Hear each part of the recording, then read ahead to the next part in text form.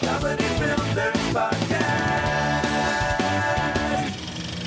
Talk about now, Esther. You saw The Secret Life of Lance Letscher. Yes, I did. How was that film? I don't know much about this movie. I no spoilers, by the way, on the show. So. I didn't watch. Well, I didn't know much about it either. I watched all the trailers for the movies that you guys had assigned, and I watched that one, and because I like documentaries. Okay. And it seemed interesting, and I like art, and art was a fun class to take in school. So, he's an artist, and he's just this crazy guy who just has the patience of no one you would ever believe.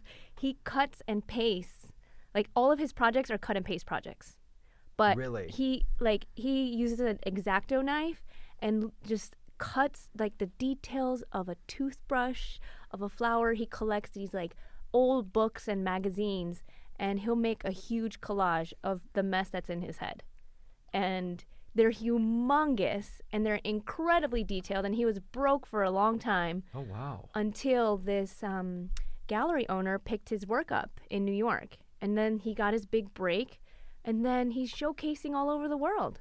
And people are buying his stuff for all this money, and he's like a big fan in the art world or whatever. Yeah, and he goes from nothing to, just this crazy guy. Like, you know how artists are. Right. So they're permitted to be really nuts. Yeah, so he's just like, it is extremely. Nuts when you're poor, nuts when you're rich.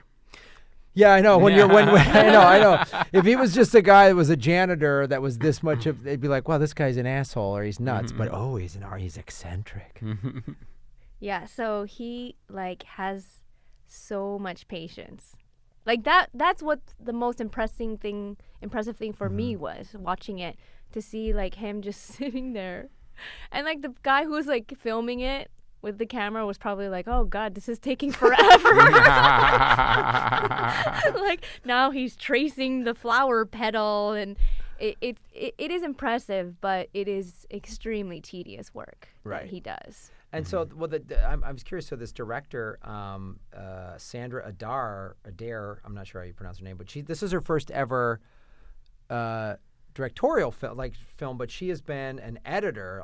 Obviously she's made her living as an editor. She's edited a million movies. Before Midnight, Before Sunset. I mean, she's been an editor for a long time, and on a lot of big films. But then this is her first doc. So she was a co-producer on Boyhood, a producer on Shepherd in Dark, which is another documentary, and then Inning by Inning, A Portrait of a Coach. Oh, Boyhood, that was that documentary about how white people age poorly, right? I don't think so. That was a Linklater movie. But so let me ask you this: do you watch a lot of documentaries? I do. So then, how do you? I watched, that documentary. Earbuds. It reminded me of that movie. What was it called? About that artist, Exit Through the Gift Shop. Gift Shop. Yeah, about Banksy. Yeah, and when I watched that movie, I made my own stencil of my logo, and I spray painted it on the sidewalk. Because it just, for me, I'm just... inspired you? Yeah, it did. And I'm just a really tactical person. To deface person. public property? You've just committed a crime. You've admitted to a crime. I know. I was bummed out because I put funnyku.com on the graffiti. And then the next day I drove by and somebody had already painted over it. Yeah. Oh, man. I know. I was like, that was my homage to that documentary. And you just killed my You killed my dreams, man. My marketing. So it was inspiring, because you see somebody work really, really hard and just put their faith and at one point he was like, his wife said, he was ready to give up, and he almost went to medical school. And he was like, I think I should go to medical school. And you cannot see this guy as a doctor. Maybe he could be a surgeon, because his X-Acto knife cutting skills were amazing. So he could do really small, maybe he could be a baby surgeon or something, something surgeon. Really detailed. But you're just that guy's not a doctor. Why would you think the first thing to do if you're a broke artist is go to medical school? I think it's so funny. Well, that's a funny is people that are artists or whatever. That would be a weird first choice. But I think all of us have had the weirdest fallback. I was like, well, I remember when I first moved here I'd been a stand-up comic for a while in college and then in Chicago, and then I moved here, and it was, it was a struggle the first couple of years. And I remember thinking, maybe I'll just join the fire department. I don't know why firefighter, like comedian or firefighter, those are the. But that's an appealing job. You get to work out all day long, and you work one day a year when there's a fire. yeah, just a one day a year. LA never has problems. Maybe not California. In other parts of the country. Sure. Yeah. Yeah, Seattle. Seattle, right. There's no one else has fires. It's but raining all the time. Well, let me ask you. So you think fires can exist where there's always a drizzle? Exactly. All so, right. there's one guy at the Seattle Fire Department. It's just like, it'll start raining. Yeah, it's It'll like, put the come fire. on. Yeah, what do we got to worry about? Because all fires are just like, what, sticks and paper, Chris? Is that exactly. okay, all right. I'm just trying to get the science behind where this. So I'll tell you, it's I can see you being a firefighter because it's like the kind of thing where it appeals to what you like. It's I could see you're active, you're outdoorsy. I was like, I feel like I can see the appeal. Yeah. I can feel like a slam. I was really like, oh, here comes a slam. It feels like a slam. You're a weirdo, Graham. You can't. No, but I could like that's not the weirdest thing I think Right. that could have come out of your mouth. Like as far as like a fallback thing for you. Well, this is an even weirder one. This wasn't a fallback necessarily. So when I was in college, my first semester, I was an economics major. Mm-hmm. And it was like, why was I an economics major? Because Alex P. Keaton, Michael J. Fox's character on Family Ties, that was his major. So I picked a major Man. based on a fictional My TV roommate in character. college watched Clueless. Wait, no, that movie with Reese Witherspoon, Legally Blonde. Yeah. Mm-hmm. And she was blonde, and so she decided to go to law school and become a lawyer. And now she hates her life. No! How could that happen? You never know what inspires Boy, people. Legally Blonde didn't make that. Wasn't a real depiction of being a lawyer. I can't believe that. But this is the question I wanted. Sometimes movies lie. Oh, Chris, don't tell me that. You saw Backdraft.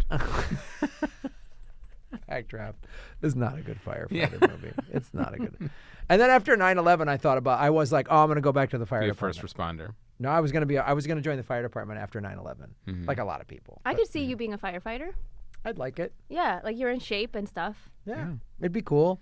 But then I became I did become like a Red Cross volunteer, and I took a lot of disaster training courses, so I got to see sort of the taste of it, and that was kind of neat. But then I was like, you know what? I could handle the danger and putting my life on the line.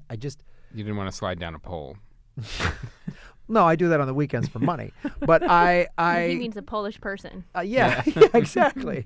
No, but they're like, you're gonna find dead bodies.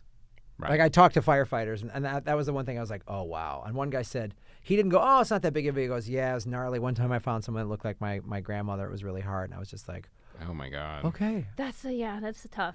Yeah, everyone thinks it's just you're in parades and y- girls everybody like you. knows male comedians are all pussies, so Yeah, they're you would never be a totally- good firefighter. No. Leave that to the real men. Yeah, we're You all know. pussies. Yeah. But what did you think about this woman? Like, what did you think about this as a documentary? Since you watch a lot of. I liked it. I found it inspiring, and like the whole, like seeing him make it. You feel good for him because he had a tough childhood, and and even adulthood. So it's almost therapy for him to constantly be cutting and pasting and gluing all this stuff. So you feel for him. And then but does it do that thing of like what a good documentary does? Like you don't need to know or care about the art world or whatever, right? Like it's just engaging to Right. learn about this guy. And, No, it's almost for a layman's, point of view. Like I took an art history class, and it reminded me of like learning how to look at works of art and seeing trying to interpret it.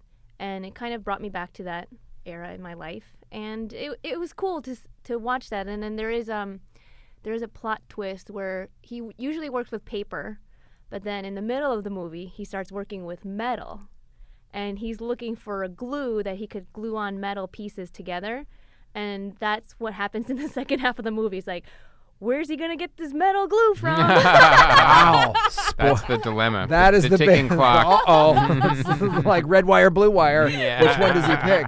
Which glue does he go for? And he puts it off for like the longest time, and his wife is like, I don't know, you keep cutting all this metal. I don't know how you're going to put it all together. You've been working with paper for 20 years.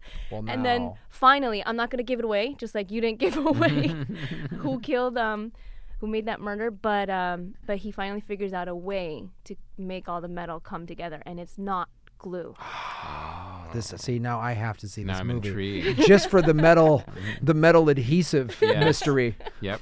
The metal glue I conspiracy. mean, like, if you had a bunch of pieces of metal, how would you I don't know. I combine can't. it together without using glue? Well, thanks. Now I'm not going to be able to sleep tonight, Esther, on how I'm going to put my metal pieces together without the right adhesive. Do you have any idea? See, you're not a real man. Yeah, only a real man knows how to put metal glue stuff together. String.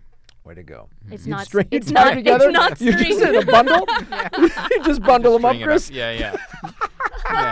Yeah. Punch a couple holes, make it like, like Only needle real thread. men know how to Yes. use metal. Yeah. I don't know why we have toxic masculinity when statements like that are made. That's weird. Hot shot first.